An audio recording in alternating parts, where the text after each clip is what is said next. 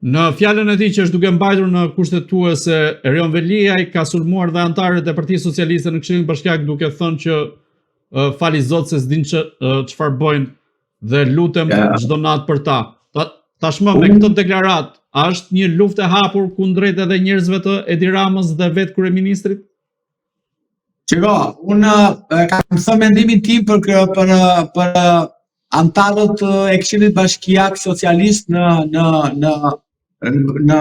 Bashkinë e Tiranës. Problemi qëndron që ata janë prodhimi e Erion Velis, ata janë njerëz të Erion Velis, kanë qenë miq të Erion Velis, kanë qenë shok të Erion Velis, dhe unë nuk e di pse ata përfunduan si Goima. Ju e dini që janë Goima. Dhe kështu që ata nuk e meritojnë as respektin më minimal që mund të kesh për ata njerëz. Sepse jo vetëm që treguan se janë tradhtar në kuptimin e mirëfillt të fjalës, por treguan edhe një papërgjegjshmëri institucionale dhe mbi të gjitha treguan që janë ignorant në fushën juridike. Po si mundet të ngrësh dorën ti të shkakosh kryetarin e bashkisë pa e dëgjuar kryetarin e bashkisë? Po si mundet të arrijë një njeri normal që ka dy njohuri minimale juridike. Minimale juridike, që të thotë, jemi mbledhur këtu sot, do shkakojmë kryetarin e bashkisë. Po kryetari e bashkisë ku është? Ta dëgjojmë pse nuk ka ardhur në punë. Kjo është më minimalja, është minimalja që mund të bëhet në një demokraci, Dhe Verogja në mbledhjet e biros e pleniumit i dëgjonte, dhe Beqir Ballukun, dhe Kadrias Biun, edhe Mehmet Sheu, i linte të reflektonte, po i dëgjonte. I vriste, i pushkatonte, po i dëgjonte. Pastaj merrte masa. Po këta nuk e dëgjuan Erion Velin, e kuptoni apo jo? Mua kjo më shqetëson, unë nuk jam as simpatizant, as antar i partisë, as kam votuar ndonjëherë Erion Velin. Po unë flas juridikisht, sepse po nuk fola juridikisht, është e kotë që unë ta jap një intervistë për ju. Sepse nuk jam koherent me rolin tim të avokatit. Por si ata njerëz nuk meritojnë kokën e respektit, janë deputetët e parlamentit të qytetit. Deputetët e parlamentit të kryeqytetit që është si mund themi avanguardi mund ta quajmë i Shqipërisë. Dhe ata deputet Palacio kishimtar. Po mund të themi mund të përdor edhe një fjalë tjetër, që ata jo më që nuk janë minjos, sepse kjo është ana njerëzore morale. Po ata dhe anën juridike kanë shkelur. Dhe tani do të gjë nëse më të drejtën e tij zoti Veliaj, që ti anatemoj, ti quaj, tu vëlloj lloj epiteti atyre njerëzve atje. Atyre gra, vajza, burra, çka janë atje, në atë parlament qyteti. Dhe me të drejtë, zoti Velia, sepse është bërë një skenë e pështirë ku vetëm parlament qyteti nuk ishte atë ditë që shkakuaj. Atë ditë ishte folet, sikur ishte, në zëtër fëmijë kopshti dhe ngrini dorën se o thosë susja ngrit dorën ullë dorën. Ja kaq, këta janë ata që udhëheqin qytetin e Tiranës. Nuk po them Shqipërisë, po ata janë, ata që ka votuar populli i Tiranës. Ja ata janë që pat ju. Sa të them unë tani, si mund ta shpjegoj më ndryshe sepse juridikisht i ke kaluar çat saqe. Saqet juridike në këtë vend, domethënë mendimet juridike dhe këshillat juridike këtu në këtë vend nuk zën më vend të qytetarëve.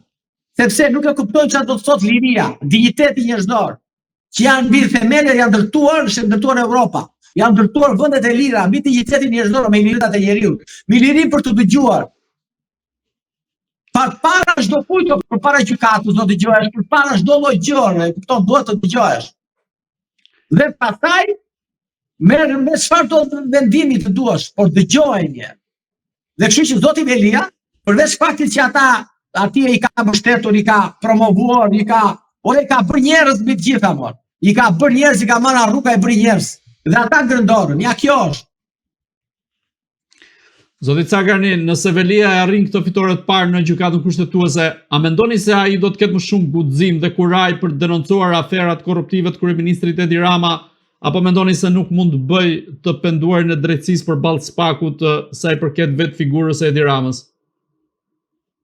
Shiko, tani, do të flasim edhe një çik korrekt kur flasim për bashkëpunëtor drejtësie apo denoncime lidhur me afera korruptive kështu me radhë. Zoti Velia politikisht, aktualisht, politikisht është një i vdekur politikisht, sepse është jo thjesht një individ pa mbështetje nga partia e tij, por është një individ i cili është edhe me një masë shtrënguese siç është ajo arrestit në Burg. Dhe në kushtet e arrestit në Burg, nuk mundet të bësh dot politik, të flasësh dot për publikun, nuk mund të komunikosh dot dhe ti të thuash mendimin tënd, sepse je i izoluar. Dhe praktikisht zoti Velia është një i vdekur politikisht. Për sa i përket denoncimeve që ai mund të bëjë ndaj zotit Rama, do të kuptojmë diçka. Në kodin e procedurës penale, e cila garanton personat të cilët akuzohen për disa vepra penale dhe kur para dënimit i tyre parashikohet mbi 7 vite burg, mund të bëhen bashkëpunëtor drejtësie. Pra, i pranohet statusi bashkëpunëtori drejtësisë.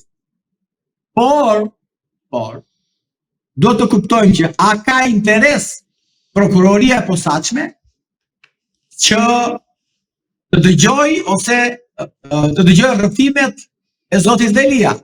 Sepse zoti Velia është një individ i cili nuk është se sot ai që pranon fajin.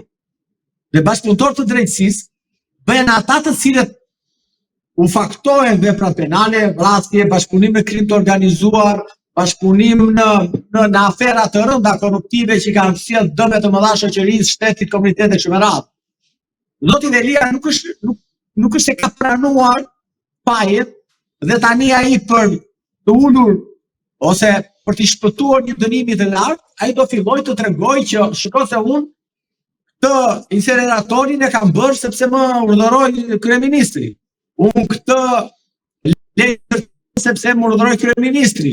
Unë këtë veprim e kam bërë sepse më urdhëroi kryeministri. Pra, që të bëhet një bashkëpunëtor i tillë, duhet të marrë statusin e bashkëpunëtorit, por që të pranoj fillimisht gabimet e veta, pra të pranoj fajet e veta, që ai është fajtor për 1, 2, 3, 5 sa vepra penale ai akuzohet. Kështu që unë nuk e mendoj që zoti Velia proceduralisht flas mundet të pranoj akuzat që ka thënë prokuroria e posaçme dhe të thotë ok, dale stop këtu, unë do bëj një bashkëpunim me ju do më uli dënimin dhe unë do flas për kryeministrin apo për ministrat apo çfarë di unë rreth korrupsionit qeveritar. Kështu që më duket një diçka e pamundur, jo pamundur në ana procedurale, po e pamundur nga zoti se ai nuk është se ka shfaqur shenja pendese e kështu me radhë që prokurorët i aprojnë statusin e bashkëpunëtorit të drejtësisë.